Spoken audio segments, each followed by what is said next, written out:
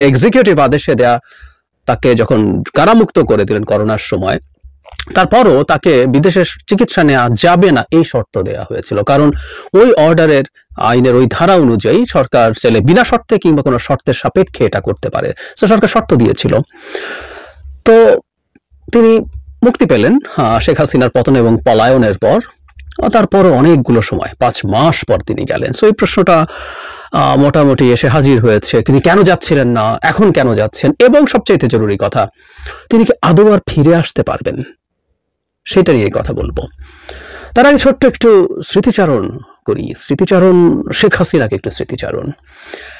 মানে কি বিভৎস সব ভাষায় বেগম খালেদা জিয়া সম্পর্কে ব্যঙ্গ বিদ্রুপ করেছেন তিনি। গতকাল তিনি যখন খালেদা জিয়া যখন লন্ডনের উদ্দেশ্যে রওনা হচ্ছেন, স্বতঃস্ফূর্তভাবে রাস্তার পাশে লাখ লাখ মানুষ তাকে দেখার জন্য দাঁড়িয়েছে, তাকে সমর্থন দিয়েছেন। কি চমৎকার সম্মান! তাকে নিয়ে যাওয়ার জন্য কাতার সরকার একটা এয়ার অ্যাম্বুলেন্স, অত্যন্ত ওয়েল ইকুইপড একটা এয়ার অ্যাম্বুলেন্স পাঠিয়েছে। নট অনলি দ্যাট, তাকে ভিআইপি মর্যাদা দেওয়া হবে ব্রিটেনের বিমানবন্দরে, তারপর তিনি সেখানে ভর্তি হবেন। আর শেখ হাসিনা পালিয়ে ভারতে বসে আছেন, চুরি করে এটা সেটা বলছেন, হম্বিতম্বি করছেন, এবং গেছেন এটা নিকৃষ্ট, বর্বর, অসভ্য, নৃশংস স্বৈরাচারের তকমা নিয়ে বিদ্রুপ করতেন বসে বসে। বেগম খালেদা জিয়া যখন যাচ্ছেন, তার এই স্বতঃস্ফূর্ত ভালোবাসা প্রাপ্তি দেখে ফেসবুকে আমি অনেককে দেখছি, যারা বিএনপি করেন না, তারাও তার এই যাওয়াটার জন্য তার প্রতি শুভকামনা জানাচ্ছেন, দোয়া জানাচ্ছেন, তার অবদান স্বীকার করছেন। আমি বহুবার বলেছি, আজকে এখানে রিপিট করছি না, শেখ হাসিনা বিরোধী এই লড়াইয়ে অত্যন্ত গুরুত্বপূর্ণ রোল প্লে করেছিলেন বেগম খালেদা জিয়া। পুরো সময়টাতে তিনি দলের সাথে যেভাবে ছিলেন, এবং আমি ছোট একটু বলে কথাটা বারবার বলা হচ্ছে, উনি ওনার নিজের জীবনে ঝুঁকি নিয়েছেন।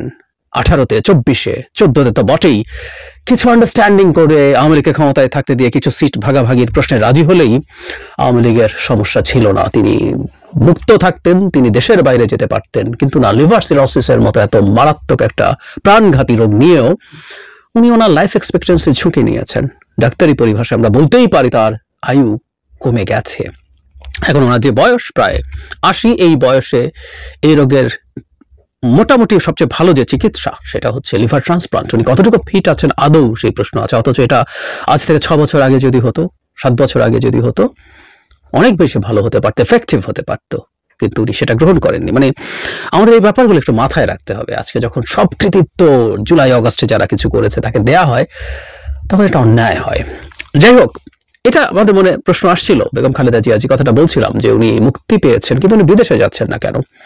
বছরের পর বছর বিএনপির মানুষজন তার মুক্তির জন্য দাবি জানিয়েছেন, এমনকি তাকে যে এক্সিকিউটিভ অর্ডারে মুক্ত করা হয়েছে সেটার জন্য তারা আবেদন করেছিলেন, কিন্তু বিদেশে নিয়ে যাওয়া যাচ্ছিল না। একবার ওনার একটা ছোট সার্জিক্যাল প্রসিডিওর করার জন্য বিদেশ থেকে সার্জনরা এসে সেটা করে দিয়ে গেছেন এই লিভার সিরোসিসের জন্য। সেটা তার ইমিডিয়েট যে ক্রাইসিস সেটা কমিয়েছে, কিন্তু যাচ্ছিলেন না। 5 মাস উনি মুক্ত, কিন্তু যাচ্ছিলেন না। ফলে স্বাভাবিকভাবে আমরা অনেকে ইন্টারপ্রিট করেছি এর মধ্যে নিশ্চয়ই কোনো রাজনৈতিক হিসাব নিকাশ আছে। প্রাথমিকভাবে সবার যে বা সবচেয়ে কমন যে ইন্টারপ্রিটেশনটা ছিল সেটা হচ্ছে তিনি আসলে ভয় পাচ্ছেন, কারণ জনাব তারেক রহমান দেশে নেই বহু বছর, এবং তার আদালতে এতগুলো মামলা আছে, বিশেষ করে রায় হয়ে যাওয়া মামলা। মানে আমরা নিশ্চয়ই জানি যে একটা মামলা যেটা রায় হয়ে যায়নি, সেটার জন্য যে কেউ যদি আসেন তিনি সেটা জামিন নিতে পারেন, কিন্তু যেগুলো রায় হয়ে গেছে সেগুলোর জন্য কেউ যদি দেশে আসেন, তিনি যদি পুলিশের রিচের মধ্যে আসেন, তাকে গ্রেফতার করতে হয়, এবং তার অনেকগুলো মামলা। সুতরাং তার জামিনের একটা লম্বা প্রসেস। ওগুলো জামিন পাওয়া যাবে যেগুলোর কনভিকশন হয়ে গেছে, কারণ আপনি যখন উচ্চতর আদালতগুলোতে সেগুলোতে আপিল করবেন, তখন সেটার জন্য আপনি জামিনের জন্য তার আগেই আপিল করা যায়, কিন্তু পুরো প্রসেস উইল টেক টাইম। এবং আমরা সোফার যা দেখছি, জানা তারেক রহমানের আইনজীবীরা এবং তিনি মিলে তারা সিদ্ধান্ত নিয়েছে, এটা বলাই যায় যে সরকারের এক্সিকিউটিভ অর্ডারে কোনো মামলা দিয়ে তারা কিছু করছে না, তারা বিচারিক প্রক্রিয়া দিয়ে পুরোটা আসতে চান, ফলে এটা টাইম কনজিউম করছে। সো তারেক রহমান দেশে নেই, বেগম খালেদা জিয়াও দেশ থেকে বাইরে চলে যাচ্ছেন। এই পরিস্থিতিতে কোন রকম কোনো ঝুঁকি কি আছে যে বিএনপির নেতৃত্ব বিপদে পড়বে, প্রবলেমে পড়বে? -2 মতো, মানে বিরাজনীতিকরণের মতো, 1-11 মতো কিছু একটা। এই কথা ইনফ্যাক্ট আমরা শুধু বলেছি তা না, এই কথাটা বিএনপির সর্বোচ্চ পর্যায়ের স্ট্যান্ডিং কমিটি লেভেলের নেতারা এই কথা প্রকাশ্যে বলেছেন, এটা নিয়ে তারা লুকোছাপা করেনি। ফলে এই আলোচনাটা ছিল এবং দুয়ে দুয়ে চার মেলার মতো যে এই পরিস্থিতি, এত অসুস্থ তিনি, কিন্তু তিনি বিদেশে যাচ্ছেন না। এটা কেন? এই ইন্টারপ্রিটেশনটাই খুব মানে মোটা লজিকই, কমন লজিকই, কাণ্ডজ্ঞানেই আমাদের সামনে এটা এসে হাজির হয়েছে। আরেকটা কথা একটু বলে রাখা খুব জরুরি, সেটা হচ্ছে এই যে বেগম জিয়া গেলেন না, মানে ওনার এই যে না যাওয়া টেনেসা, এটা একটু ছোট্ট স্মৃতিচারণ করে আমরা আসলে ওই জায়গায় আবার আসবো। সেটা হলো 1/11 সময় 1/11 সময় শেখ হাসিনা চিকিৎসার নাম দিয়ে ভেগে গিয়েছিলেন, ওনার ভেগে যাওয়া টেন্ডেন্সি আসলে পুরনো।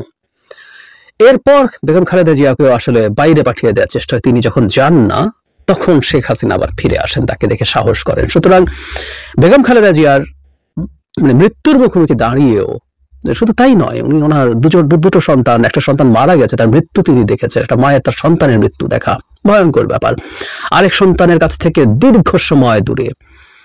সুতরাং আর এই ব্যাপারটাও তিনি নিয়ন্ত্রণ করেছেন। যখন মুক্ত হয়েছেন তারপর 5 মাস ছিলেন।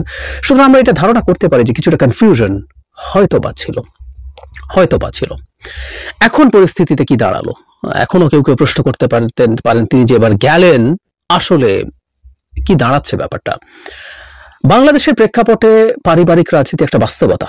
এটা খুব ভালো বা খুব খারাপ আমি তর্কে যাচ্ছি না, কিন্তু এটা ঠিক এই দলগুলো টিকে থাকার জন্য এই ধরনের পারিবারিক ব্যাকগ্রাউন্ড ছাড়া আসলে টিকে থাকা প্রায় ইম্পসিবল হয়ে যায়। সো এটা এক ধরনের প্রয়োজনীয়তাও।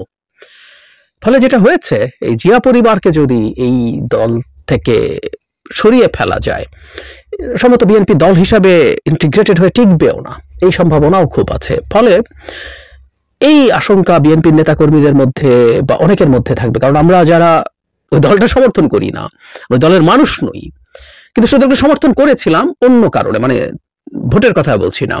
শেখ হাসিনার সময় বহুবার বলেছে আমাদের বিএনপির পেছনে সমর্থন নিয়ে দাঁড়ানো দরকার, কারণ শেখ হাসিনার বিরুদ্ধে, স্বৈরাচারের বিরুদ্ধে লড়াইয়ের জন্য প্রয়োজনীয় সাংগঠনিক শক্তি, সাংগঠনিক সাইজ এবং মোটিভেশন ওই দলটার আছে। ওই দলটা ফাইটটা করছে, তাই তার পাশে দাঁড়ানো দরকার। এখনো বাংলাদেশের ভবিষ্যৎ গণতান্ত্রিক ট্রান্সফরমেশনে বিএনপিকে একত্রিত থাকা, একটা ইন্টিগ্রেটেড দল হিসেবে থাকা খুব জরুরি। বিএনপি ক্ষমতায় যদি আসে, নির্বাচন একটা ফেয়ার হলে সেই সম্ভাবনা অনেক বেশি।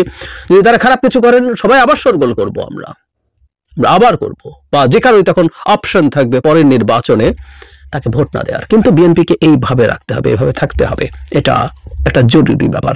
এর সাথে অল্টারনেটিভ দল হোক, ছাত্ররা দল করছেন, সেটাও খুব সাকসেসফুল হোক, আমরা চাই আরো অনেক ভোট এবং এই কম্পিটিশন চলতে থাকুক। যে কথাটা বলছিলাম, সুতরাং এটা একত্রে আছে কিনা এটা আসলে দরকার। সুতরাং বেগম খালেদা জিয়া যখন এখন যাচ্ছেন, আমরা মানে এই প্রশ্ন কারো কারো এখনো আছে। দেখলাম বিবিসি বাংলা দীর্ঘ একটা রিপোর্টও করে ফেলেছেন তারা, কিন্তু আমি মনে করি আসলে শঙ্কা নেই। এটারই একদম ক্লিয়ার একটা বহিঃপ্রকাশ ছিল কিছুদিন আগে।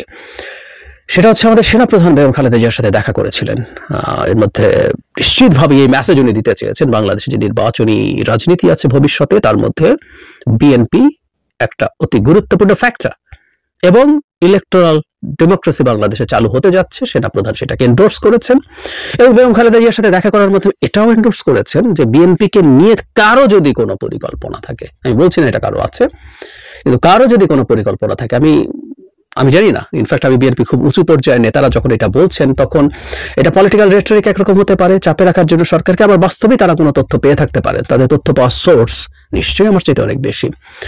তো যেটা বলছিলাম, সেনাপ্রধান গিয়ে এই মেসেজটাও আসলে হিডেন। আমি বলছি না গিয়ে বেগম খালেদা জিয়াকে বলতে হবে যে আপনি যান, আপনার দল আমরা ভাঙবো না, আপনারা সব ঠিক আছেন, কেউ চেষ্টা করবে না, চেষ্টা করলে আমরা ডেটার হিসেবে কাজ করবো, এগুলো আসলে পড়ার কোনো কারণ নেই।